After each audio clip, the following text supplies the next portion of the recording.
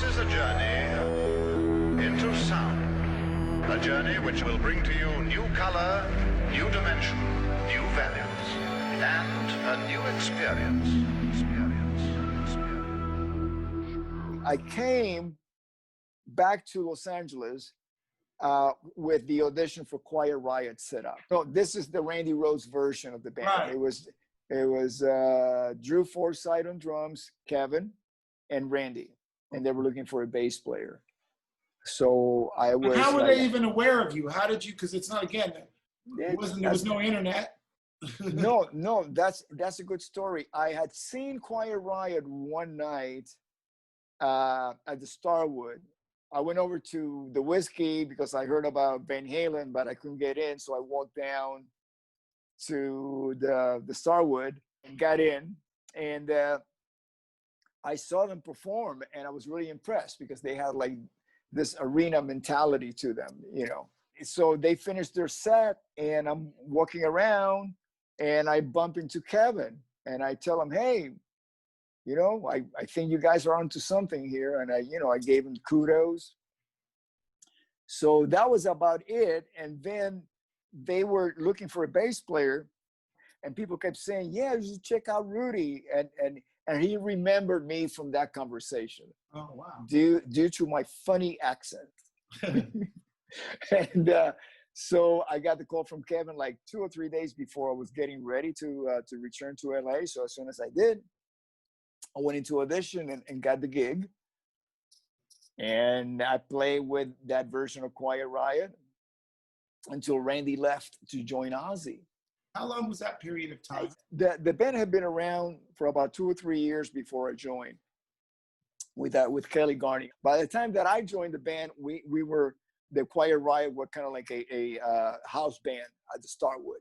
Right. So they already had gone through that process of kind of like, are we doing this just for fun or the chicks, or are we serious about it? By the time that I joined them, they had already had management and Sony Japan record deals. They released 2 albums on Sony Japan, which didn't in those days that would mean nothing. It'd be like, and again, the house band, you just would have taken it for granted, right? Yeah, exactly. I mean, so the only thing you had, and this translates to any band that I've been a part of prior to MTV, which means even Ozzy, it was all word of mouth.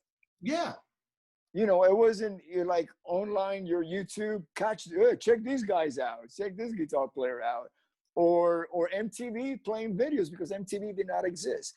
Anything that any musician accomplished back in the day was because they were the real deal. The value system, again, and don't forget what was accomplished. These days, we got 1 million streams. So basically, somebody listened to your song. In those days, you had to convince somebody to go out and spend money to buy your record. Yeah, like, it was exactly. such a decision. Sport. A Big Mac or this record.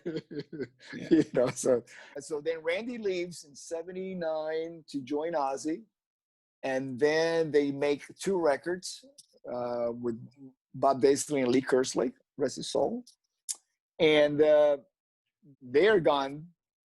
And then there's Tommy Aldrich joins the band, and they were looking for a bass player.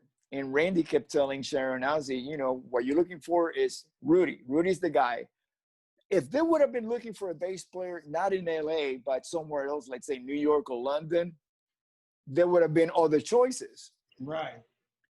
But for Randy, because Randy knew me already from playing in Quiet Riot, and they knew exactly what Sharon was looking for. And I say Sharon because I would say Ozzy had the final say, but Sharon was the filter.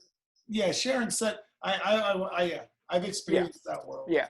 And to Sharon's credit, as a woman in that world at that time, amazing what that woman's accomplished. But I really appreciated that. Yeah. I thought it was refreshing. Yeah. Because she did it with so much flair. And she believed in Ozzy when he would be absolutely. Written off. I had the same experience with Sean Ryder. I mean, people can't understand how not only written off, but in the consciousness of the public as written off. That's Yeah. what made what you guys did so even more impactful. Yeah. Yeah. One of the things about Sharon is that she learned from her father, but she had a very feminine energy about her. So even if she was trying to be a thug, it was very elegant. Yeah. Sharon, it comes from that old school thing where it's like the privilege of power, right? Like, you're in this position offering an opportunity to me, but here's the rules. And if you want to work with Ozzy, right? I gotta say, Sharon, business-wise, has always been the fairest ever with me. Yeah, with me too. You know, In that level. and she gets there's so many like horror stories. She gets a really bad rap, and there's truth in that, I'm sure, to those people's experiences. Yeah. But in those days, it was such a man's world that most women, they had to have like a defense mechanism and a chip. And I never felt that with Sharon. There was almost like, you never felt like you were dealing with a woman. You were just dealing with the person who was running shit in that world. Yeah, and exactly. You're right. She had an ability to just take all of that out of the equation.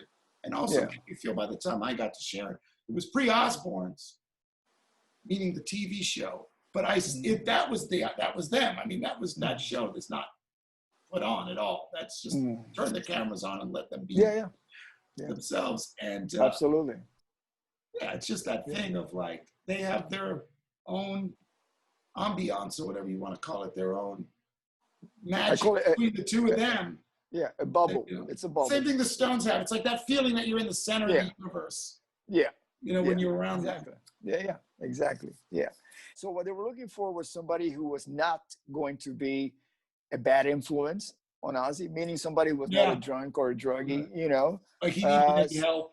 Yeah, somebody who could hang in the bus. We were all of us in one bus, and somebody who could play the music, of course, and look good and perform every night and so on. And Randy kept saying, well, I know for sure Rudy is the guy.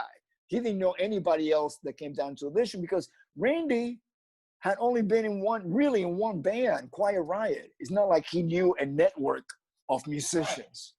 He only knew what he played with, who he played with, and who he played with was, a very small circle of people. Well, it says a lot about two things. A, obviously, who Randy was as a person, from a loyalty and comfort probably too. But it also shows how much respect already Sharon and Ozzy had for Randy, because absolutely, he was the kid, they plucked him off the street. He wasn't Randy Rhoads yet, but it didn't matter. He was Randy Rhoads. It's interesting you say that. I think Ozzy saw the Randy Rhoads. Well, yeah, that's exactly my point. Yeah. It didn't matter just because the world didn't see him. He wasn't elevated to that position yet. From the outside world, he was still that guy. Ozzy is really good at seeing that in an individual. He really is.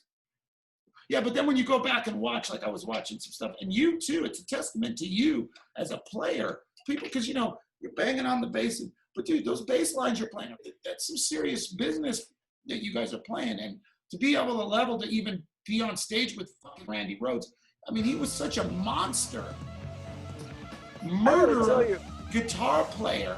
Like, it's crazy how fucking good he was. And he had that thing of just the one guy holding it down, like Eddie had that thing, Randy and Hendrix, that one guy that can hold it down and project all the parts, even though it's like, you know what I mean? Like on the record, you did the overdubs, but Randy covered it all so seamlessly.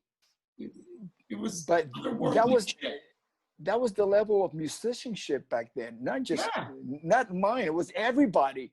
Everybody had to be at that level. Every band that recorded had to have that incredible level.